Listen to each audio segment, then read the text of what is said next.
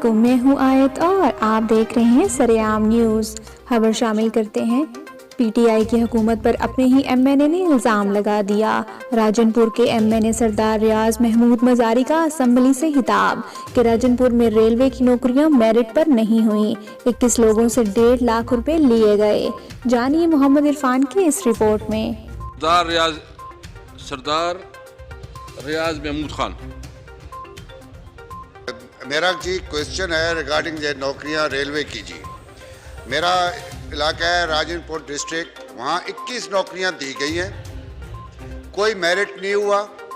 उधर 1.5 लाख रुपए लेके इन्होंने नौकरियां वहाँ बांटी हैं और किसी को भी नहीं मिली वहाँ नौकरियां। जो हमारे पीटीआई वाले थे वो रोते रह गए, वो हमारे आश्रय में बैठे रह गए कि मेरिट होगा, वहाँ कोई मेरिट नहीं हुआ। 21 नौकरियां दी गई हैं, वो 150 रुपये पे और 1.5 लाख रुपए में इन्होंने नौकरियां बेची हैं।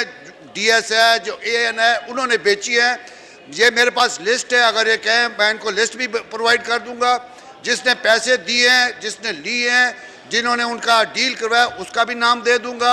ये सारा फ्रॉड हुआ है रेलवे में, किसी को कोई मेरिट में नहीं मिली। पर हबीब साहब इसके ऊपर इंक्वायरी करें प्रॉपर। बिल्कुल आप इंक्वायरी करें जी।